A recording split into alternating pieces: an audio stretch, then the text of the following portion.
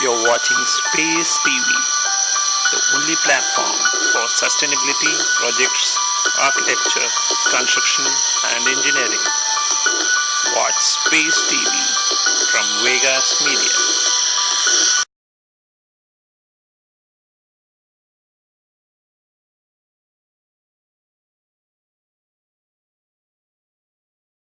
Thanks, Karthik, for introducing me, and thank you once again for inviting me to one of these seminars.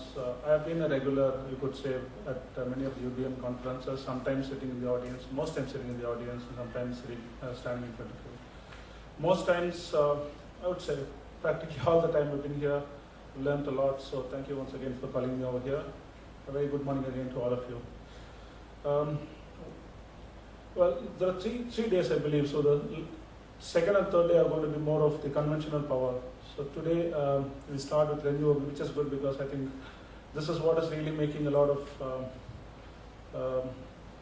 of excitement in the market. So it's only correct that we start with renewables. Again, just to a couple of housekeeping points before I start. I think we are slightly delayed in our start. Instead of 9, we are starting at 9:30, but looks like along the way we can probably increase our cruising speed and probably finish around the estimated time we are supposed to complete. Let me take a couple of minutes going through some of the numbers so that it sets the tone for the rest of the day. As Karthik said, I earn my bread and butter by doing research on renewable energy. That's what I've been doing for many years now, with a focus on India, of course. The advantage we have is not only do we do research, we also work with a number of companies in India, both in terms of guys who are diversifying into renewable energy or folks who are already putting up power plants, as well as companies from outside India who are coming in. So we have the vantage position of sitting with them and helping them out in a whole lot of things that they want to do in renewable energy. This way, it has given me some kind of, you could say, perspective on both from a theoretical angle, which is what we do when we write a whole lot of reports, and from a practical angle, which is what we do when we sit with our consulting clients. So I thought I will share maybe a few points with you before the rest of the folks come on. If you look at worldwide renewable energy, I'm going to stick to power. Renewable energy could also mean biofuels, which is not something I'm going to talk about right now, since this is about power. We're talking about close to about 4.8 terawatt of installed capacity worldwide. Right? Out of this, if you see, renewable energy, if you include large hydro as renewable energy, which technically it is, though in most forums people don't take it as renewable. You're talking about 1.3 terawatt out of 4.8 terawatt of total installed capacity is renewables. Since approximately 25% of the total installed capacity in the world is renewable capacity today. Out of this 1.3, close to 70% is just by large hydro. Right, about 900 gigawatts right now is just from large hydro, and the next largest is wind. After that it's biomass, after that it's small hydro, and finally it's solar. So this is pretty much the trend in the world. About 25% of the total installed capacity is renewable, and out of which by far large hydro is number one, wind, biomass, and finally solar, and with small hydro. If you look at India, the trend is pretty much the same in terms of percentages. Out of about 180 gigawatts you have of total installed capacity, you have about 25% if you include large hydro, close to 30% in India comes from renewables. And the percentages in terms of percentage of large hydro and renewables, percentage of wind, small hydro, all these are pretty much following the global trends. There are small differences, of course, but to a very large extent. So you could say India is doing badly in terms of its following global trends. And even if you look at the total investments, last year in 2010, the total investments in renewables, including all sources of funding, was about $210 billion. India had about $6 to $7 billion. Last year it was 6. This year probably will be much more than that. So again, looking at 6 out of 210, about 3% of the total global investments in renewable energy being in India. If you look at our GDP to the world's GDP, it looks like it's okay. I mean, the percentage of India's GDP to the world's GDP is kind of mirroring the percentage of renewable investments in India to the global investments. These are overall trends. So if you look at the macro picture, things look fine.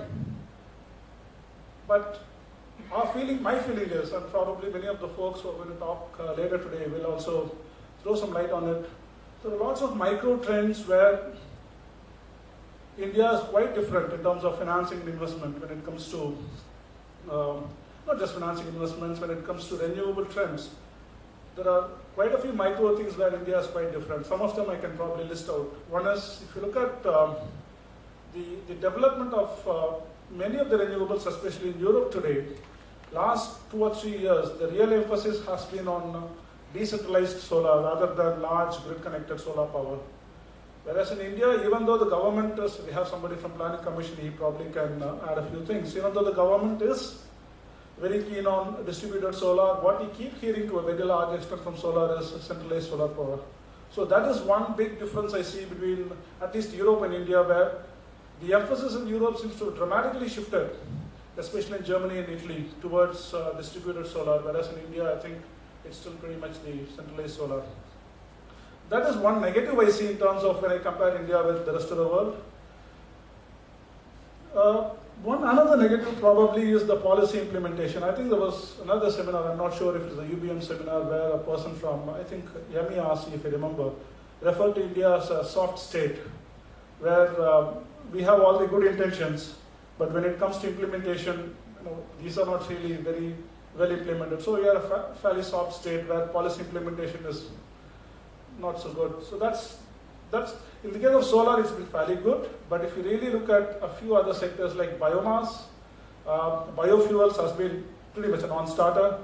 Biomass is okay, but it's still fairly slow compared to what it should have been. So I think on that front, again, we aren't doing as well as many other countries in the world are doing. Probably third is, again, this is something we share with China to some extent. In some instances like wind, we have grown fairly fast, but that doesn't necessarily mean that installed capacity equals output.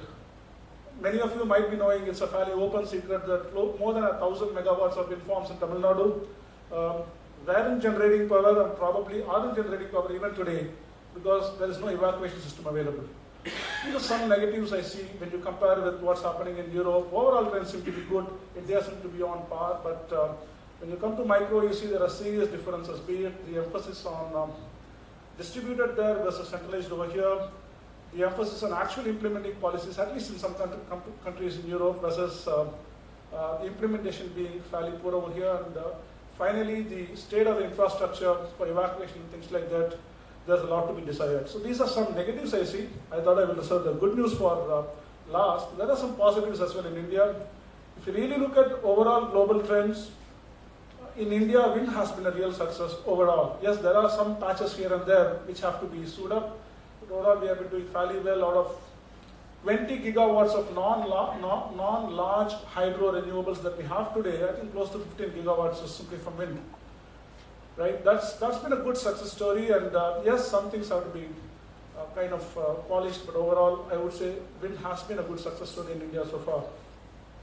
The second, which is according to me very good for India when compared to the overall trends in the world, is we seem to be consciously or unconsciously building a reasonably good ecosystem, at least in two large renewable energy sources. The most important is wind. As you know, I think if I remember correctly, 7 out of the 10 largest turbine manufacturing companies has a direct presence in India. Most of them, I think, are actually manufacturing in India. I think that's a big plus. As I said, I'm not sure if this was intended, but it is a fact that 7 out of 10 largest manufacturers already in India are producing turbines in India. Solar, probably, if we look at the government intention, there seems to be a serious intention that starting with right away from polysilicon till modules, there seems to be a serious intent both on the part of the government and corporates to be present all along the value chain, which means it could well be that 5 years down the line, we could have a fairly effective solar ecosystem, manufacturing ecosystem, not just the tail end of power production. I think this is a big positive I see in India as well.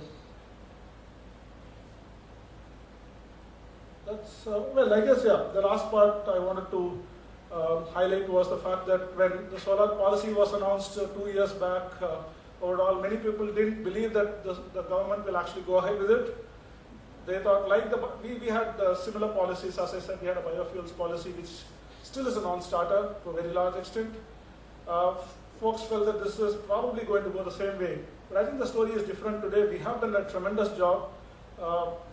Kudos to the folks who did it. I think that's a big positive. Today, many people are serious, and I see a few foreigners sitting here as well. I think they're probably now taking India far more seriously when it comes to solar than they were 2 years back. So I think these are some of the positives I see and some of the negatives I see as compared to the global trends. I thought I'll just share with you some of the details we had from a macro level on renewable energy.